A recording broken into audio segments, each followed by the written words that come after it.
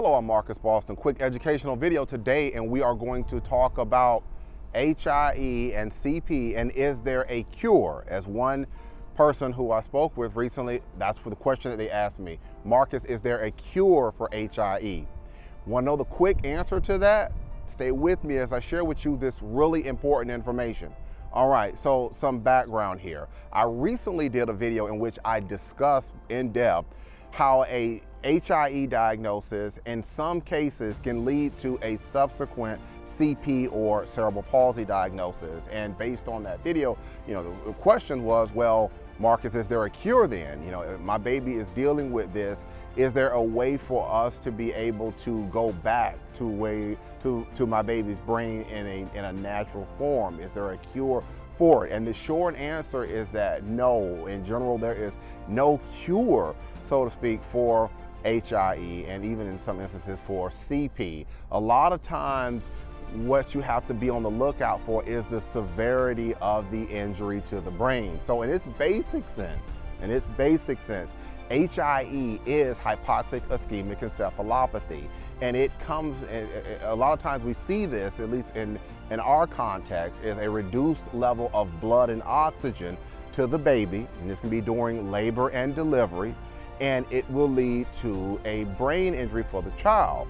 And so that's HIE in its most basic sense. And what can happen for some children, depending on the circumstances, is that certain types of therapies may be used for the baby subsequently. And one big one that's being used now is hypothermia treatment. Hypothermia treatment is being used to cool the baby to help out with the injury. Now, that's not a cure for the injury. It's to help with the injury, but it does not cure the baby, so to speak. And like I said earlier, the big thing is the severity of the injury. The more severe the injury to the brain, then the more challenges that your baby may face going into the future. And when we jump ahead quickly to the CP aspect of things, the reason why a baby can sometimes have a subsequent CP diagnosis is because it will depend on what area of the brain was injured. See, what area was injured. If you have the area of the brain which controls our hands and our arms and our legs, our trunk, swallowing, eating, if those areas of the brain are injured, then you're going to see that injury manifest itself in your baby. And so that's where a possible CP diagnosis can come in, because CP is a movement disorder. And if those areas of the brain which control movement, if they are injured, then you can have a subsequent CP diagnosis. And for a lot of families who reach out to us and they would like an investigation into what may have happened with their child, the big issue is for them is worrying about those future challenges, worrying about what's going to happen in the future with their baby.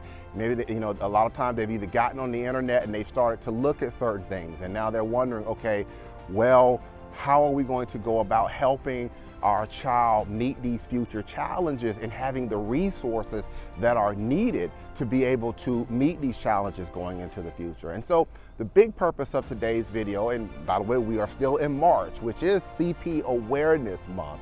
The big thrust of this video today is to help you understand these concepts and these issues from a medical legal standpoint. When an investigation is done into these issues to help families get answers, we are looking to see what happened during labor and delivery. Was the baby in fetal distress? And that fetal distress can be brought on by oxygen issues, blood-related issues. And these issues, if they go on unchecked, then you can have that reduced level of blood and oxygen, which can lead to an injury to your child's brain, hence an HIE diagnosis. So we want to know, should an emergency C-section have been done? Maybe the doctors had mom to continue to bear down and continue to go through with a vaginal delivery. Was that really the way to go? Or if there was a C-section, did they wait too long before they moved to the emergency C-section? All of these things are really important for families, because like I said at the start of this video, as of right now, there is no cure for HIE right now. There is no cure. There are therapies and there are treatments that can help, but as it pertains to a cure in the sense of making it all go away and the brain to go back to the way it was, right now we just aren't there at this point. If you have more questions, if you would like to speak with me, maybe you're watching this video because you had that question. Your baby has just been recently diagnosed with a CP diagnosis, or maybe you've got an HIE diagnosis. Maybe you're early in this process. Maybe you're early with things, and now you have questions. You want to know, wait a minute. I remember going back to labor and delivery with everything with us, and my concern was, should they have done an emergency C-section?